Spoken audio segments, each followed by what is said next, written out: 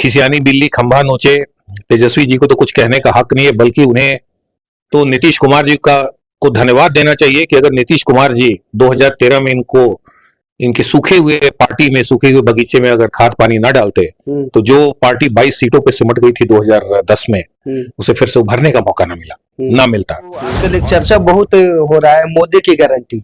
अब इस पर विपक्षी दल का निशाना है कि मोदी की गारंटी की बात हो रही है, कहा गया 2 करोड़ रोजगार, 15 लाख रुपए, पूरे देश के करीब 30 करोड़ से ज्यादा गरीब लोगों को पक्के के मकान, महंगाई बढ़ गई, तमाम ऐसी बातें हो रही है। लालू जी ऐसे मजे नेता को कोई शब्द नहीं मिला, तब उनके हिंदुत्व पे चैलेंज कर रहे हैं। वो आदमी जो 11 दिन उपवास सह के 22 जनवरी को अयोध्या में राम मंदिर के उद्घाटन में उसने पूरी जो हमारी सनातन परंपरा है उसके हिसाब से उसने उपवास रखा, पूरे भारत का भ्रमण किया। वो कह रहे हैं कि माँ के मरने पे बाल नहीं कटाया।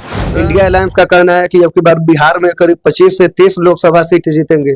किस तरह देखते हैं, संभव हो पाएगा? ये तो हास्यास्पद बात है, जिसकी एक सीट जीतने की औकात नहीं है। 40 में से 39 सीट अभी एनडीए गठबंधन के पास है। हो सकता है इस बार 40वीं सीट भी आ जाए। सिंपल इंसान से बात कर लें, कार्यकर्ता से बात कर लें कि उसे अगर लालू यादव से मिलना है या भाजपा के किसी नेता से मिलना है तो आसान क्या है? दोनों में कौन सी चीज आसान? परिवार की परिभाषा कल भी उन्होंने ये अनाउंस किया है परसों, मेरी बेटी रोहिणी आचार्य भी चुनाव लड़ेगी। शायद एक और कुछ और भी बोला है, किसी बेटी के लिए भी, जहां तक मैंने सुना है कि उसके लिए बोला है। तो आप आपके परिवार में सब कोई आगे आते जाए, क्या यही परिवारवाद की परिभाषा है?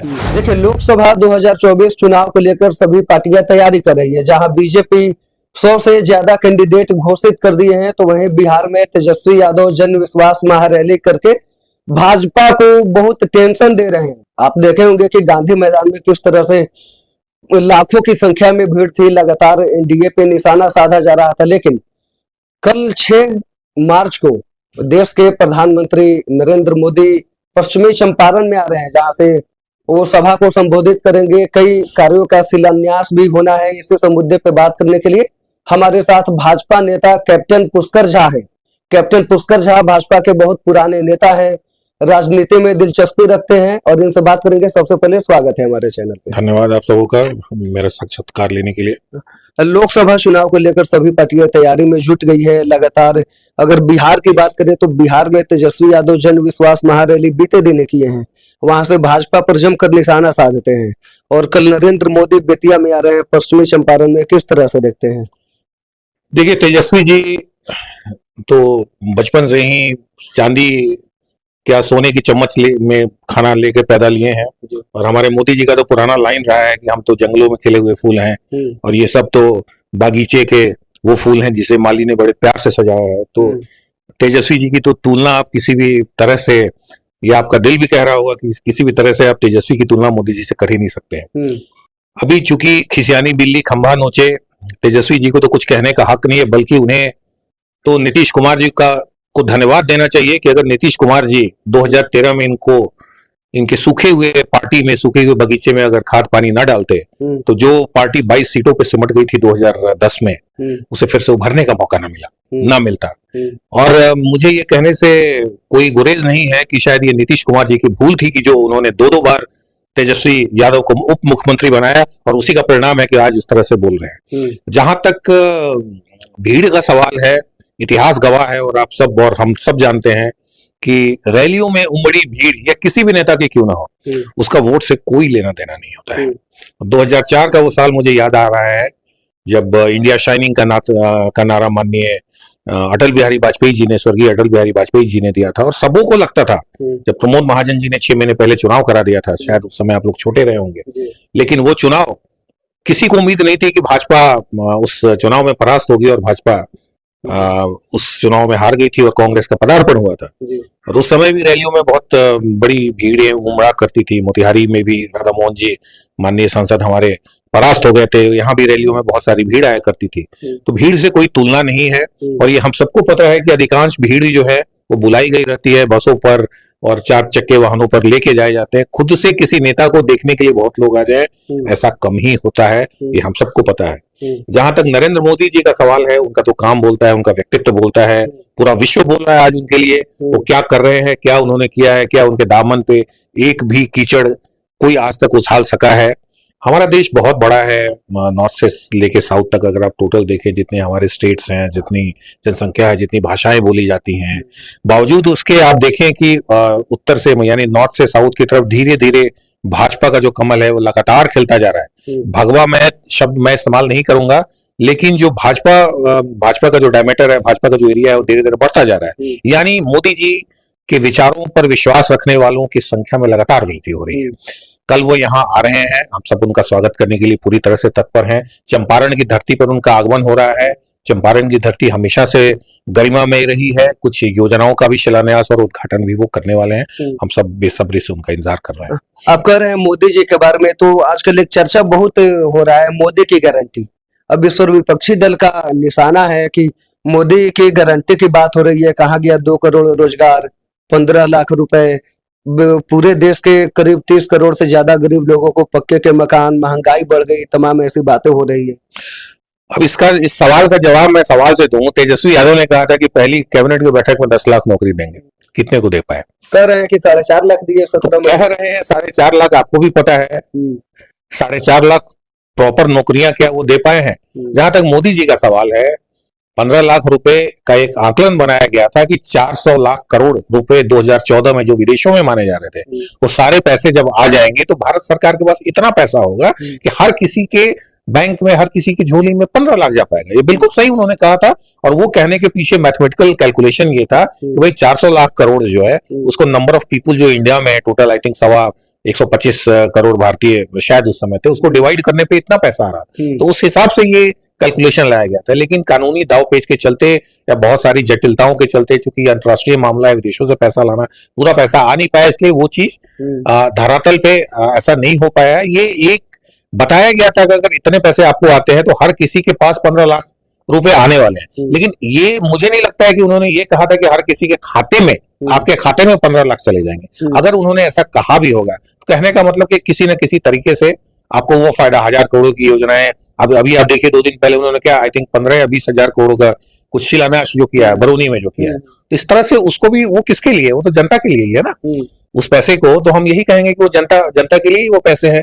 बाकी मोदी जी की जो लोकप्रियता है, आप लोग मीडिया में, ट्विटर पे उनके फॉलोअर्स देख लीजिए, I think maximum number of followers in the world Twitter पे सबसे ज्यादा, यही रैंक 1 पे। ऐसे तो नहीं चले जा रहे हैं, कोई पेड चीज तो नहीं है कोई। उनका हर कुछ करने का जो अंदाज है बिल्कुल निराला है। और वो आदमी निरंतर, अब जो उन्होंने स्टेप्स लिए हैं पिछले 5 साल में, आप ले लें अगस्त 2019 में जो आर्टिकल 370 को जो हटाया गया, क्या इतना बोल्ड स्टेप कोई और ले सकता था? आज उज्ज्वला योजना की बात करें, विश्वकर्मा योजना की बात करें, पीएम सूर्योदय योजना उन्होंने अभी शुरुआत की है। हर जगह आप देखें, अस्पतालों का हाल देखें, कहीं देखें, एक जनरल किसी भी एक गरीब महिला से अगर आप बात करें कि उसको क्या क्या फायदे मिले हैं प्रधानमंत्री जी की तरह, तो वो विदित है, वो कहने की जरूरत नहीं है। उसके लिए जैसा अभी लालू जी ने एक झूठा उनपे, लालू जी ऐसे मजे नेता को कोई शब्द नहीं मिला था, वो उनके हिंदुत्व पे चैलेंज कर रहे हैं। वो आदमी जो 11 दिन उपवास सह के 22 जनवरी को अयोध्या में राम मंदिर के उद्घाटन में उसने पूरी जो हमारी सनातन परंपरा है उसके हिसाब से उसने उपवास रखा, पूरे भारत का भ्रमण किया। वो कह रहे हैं कि माँ के मरने पे बाल नहीं कटाया। लालू यादव एक और बात बोले हैं कि मोदी का कोई परिवार है ही नहीं, महारैली में बोला था। अब ट्विटर पे ट्रेंड कर रहा है नरेंद्र मोदी, मेरा परिवार, मोदी का परिवार का परिवार है, पूरा देश उनका परिवार है। परिवार की क्या परिभाषा है? आपके 8-9 बच्चे हो जाए, आपके घर में कोई फटकने ना पाए। आप लोग भी देखे होंगे पटना में एक अणे मार्ग के पीछे वाला जो भाग है, जहां से नीतीश जी का पीछे वाला दरवाजा यानी मुख्यमंत्री का खुलता है, उसी के पीछे लालू जी, राबड़ी जी दोनों रहते हैं। राजभवन के पीछे वाला रास्ता अगर आपने देखा होगा, देखे होंगे, वहां हमेशा आप देखेंगे फाटक बंद है, 10, 20, 50, 100 आदमी ऐसे करके खड़े हैं। उनको आप लीजिए ना अंदर, किसी से आप कोई भी नेता से आप बात कर लें, किसी सिंपल इंसान से बात कर लें, कार्यकर्ता से बात कर लें कि उससे अगर लालू यादव से मिलना है या भाजपा के किसी नेता से मिलना है तो आसान क्या है? दोनों में कौन सी चीज आसान? परिवार की परिभाषा कल भी उन्होंने ये अनाउंस किया है, परसों मेरी बेटी रोहिणी आचार्य भी चुनाव लड़ेगी, शायद एक और कुछ और भी बोला है, किसी बेटी के लिए भी जहां तक मैंने सुना है कि उसके लिए बोला है। तो आप आपके परिवार में सब कोई आगे आते जाए, क्या यही परिवारवाद की परिभाषा है? एक सवाल और है कि आप शुरू में ही तेजस्वी और नीतीश कुमार की चर्चा कर रहे थे। जब 2022 में नीतीश कुमार एनडीए का साथ छोड़कर तेजस्वी यादव के साथ में है, तब अमित शाह ने बोला था कि नीतीश कुमार के लिए भाजपा ने दरवाजे बंद कर दिए हैं, बिल्कुल। अब साथ में आ गए हैं। देखिए, ये मैं हर चीज की व्याख्या अपने अपने अनुसार मैं कर रहा हूँ। ऐसा नहीं हो कि मैं भाजपा में ही हूँ तो सिर्फ भाजपा उनके हर चीज के लिए बताते जाओ यहाँ यही सही है। राजनीति में कोई एक फिजिक्स का एक टर्म है, इलेक्ट्रिकल फिजिक्स का, कांस्टेंट फ्लक्स, मतलब करंट की धारा कभी समान नहीं होती है। करंट की धारा कभी समान नहीं होती। और जहां तक भाजपा और जदयू के अलायंस का सवाल है, ये 17-18 साल पुराना, 1995-96 से ये अलायंस चला आ रहा है। इनफैक्ट 26 साल पुराना अलायंस बोल रहे हैं, काफी पुराना अलायंस है। इसमें 2 बार आप छोड़ दें, जो एक बार 13 से 17 का जो पीरियड था और फिर अब ये 22 से अभी वाला, बाकी हर समय जदयू भारत भाजपा के साथ ही रही, कभी ऐसा नहीं हुआ है। और जहां तक भाजपा का सवाल है, ये भाजपा का ही, नीतीश कुमार भी हमेशा भाजपा के ही बलबूते सरकार बनाते आए, सर्वविदित। अपने आप उनकी कभी ये क्षमता ना हुई कि सिर्फ जदयू के द्वारा जीते गए सीटों के बदौलत तो सरकार बना दी। अमित शाह जी ने ऐसा बोला और मैं आज भी मानता हूं कि उनकी नाराजगी बिल्कुल स्वाभाविक थी। ना अमित शाह जी ने जो उस समय बोला, उनकी नाराजगी बिल्कुल स्वाभाविक थी। और आज अगर उन्होंने जदयू को उस गलती के लिए माफ कर दिया तो ये मानता है। गलती अगर भाजपा को छोड़ के जेडीयू वाले गए तो गलती उनकी थी ना, जेडीयू की गलती थी। तो उस समय भाजपा की नाराजगी स्वाभाविक थी और उनका ऐसा स्टेटमेंट सही था। और आज भाजपा वाले दिलेर होते हैं, दिलदार होते हैं, उन्होंने उस गलती को माफ किया और उनको लेने के लिए तैयार हो गए। अंतिम सवाल है कि एक और भाजपा का स्लोगन है, अब की बार 400 पार। वहीं जो इंडिया अलायंस का कहना है कि अब की बार बिहार में करीब 25 से 30 लोकसभा सीट जीतेंगे।